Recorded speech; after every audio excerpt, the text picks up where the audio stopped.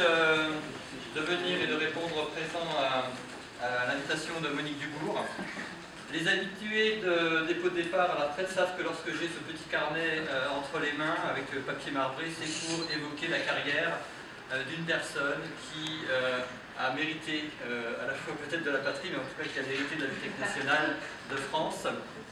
Et donc ce petit carnet sur lequel j'ai écrit très rapidement des éléments importants de la carrière de Monique, eh bien je vais m'en servir parce que c'est toujours très intimidant à la fois d'accueillir une personne qui part à la retraite après 23 années. Et 41,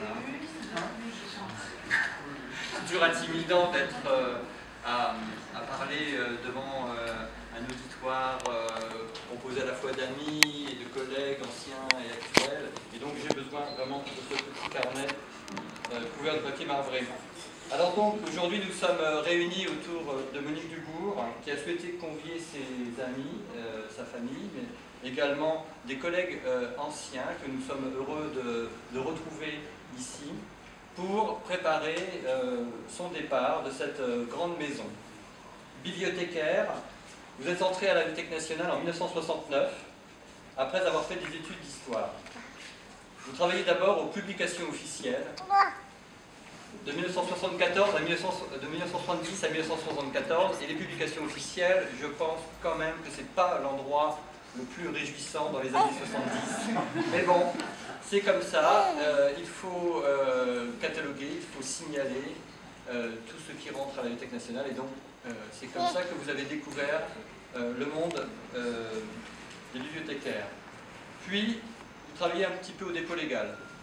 Et après, passé 6 années, vous faites le choix d'une disponibilité pour élever vos 3 enfants et les accompagner dans leur tendre jeunesse.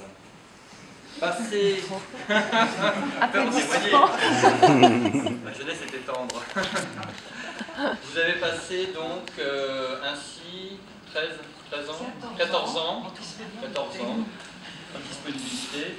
Et à ce moment-là, en 1988, vous décidez de reprendre une activité professionnelle.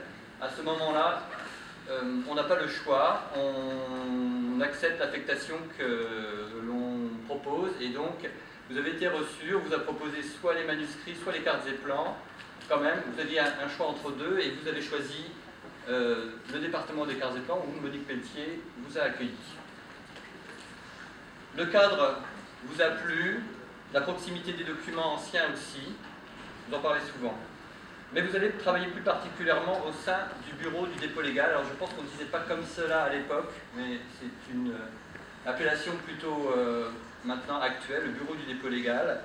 2 années passent, et là vous rencontrez un jeune conservateur qui arrive pour justement le diriger. Vous l'avez reconnu, je n'ai pas besoin de le nommer, sauf pour ceux qui le découvrent aujourd'hui, Olivier Loiseau. Catalogage des cartes et plans, des séries françaises, des titres que l'on ne souhaite pas, vous êtes obligé bien sûr, de ceux que l'on est obligé de prendre et donc de cataloguer. Mais en plus du catalogage, vous effectuez une tâche qui vous met en relation avec les éditeurs, c'est-à-dire les relances.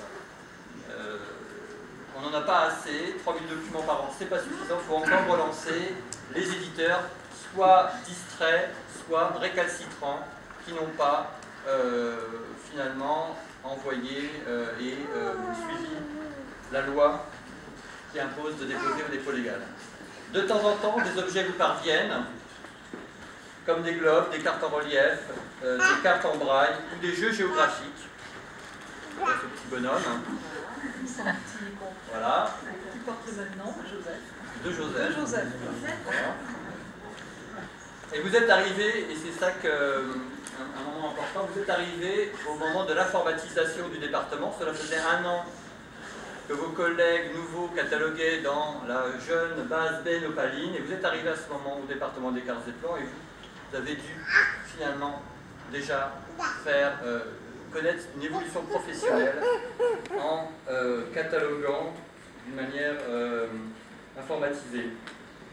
B Nopaline était la petite sœur d'Opale, et durant près de 20 ans, puisque Opaline a fermé en 2007, pendant 20 ans, vous avez catalogué dans Opaline.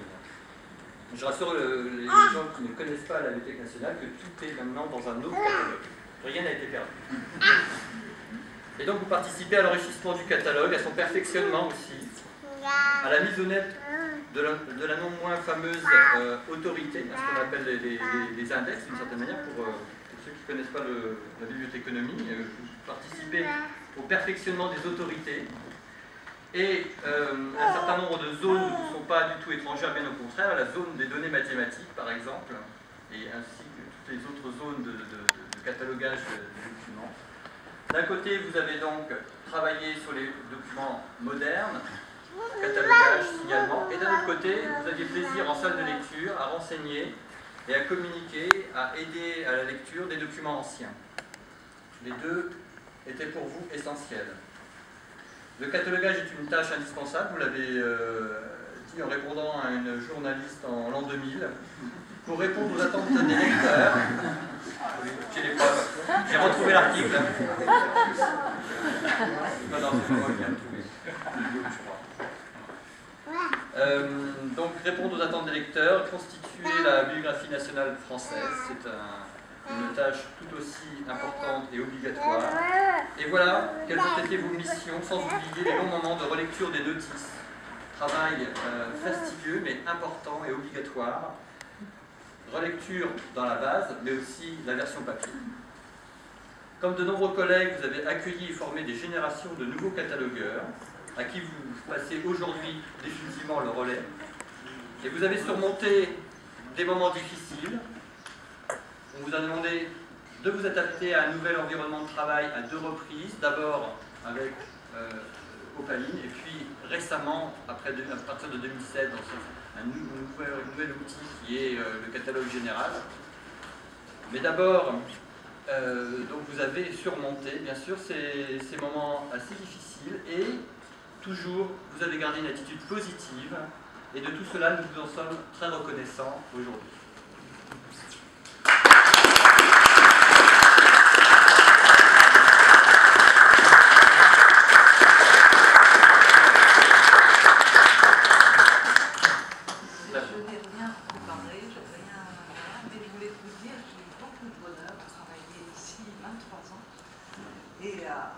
J'ai eu des contacts merveilleux avec tous les collègues qui m'ont formé ou qui ont travaillé.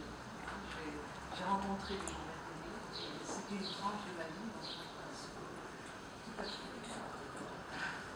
Donc voilà, c'est très bref, mais je ne peux pas. Voilà.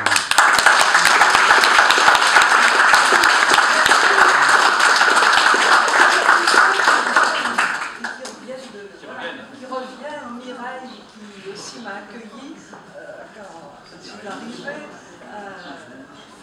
Marie, Jocelyne et Marie-France, quand j'ai passé des examens avec la dommage, elle m'a poussée, encouragée, et elle a réussi.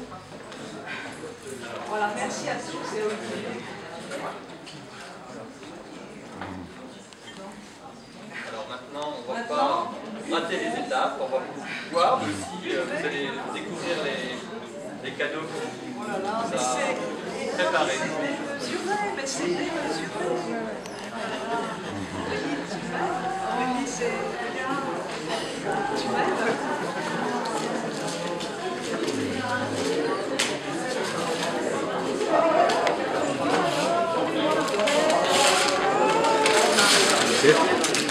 Vas-y.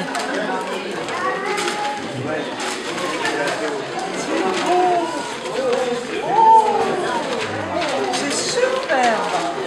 Alors là, je crois connaître le coupable. C'est Petit Caché. Il est là, le coupable. C'est extraordinaire. C'est joli, Aurélie. Regarde Manu. C'est superbe, mais c'est un... Un vrai litho, ouais.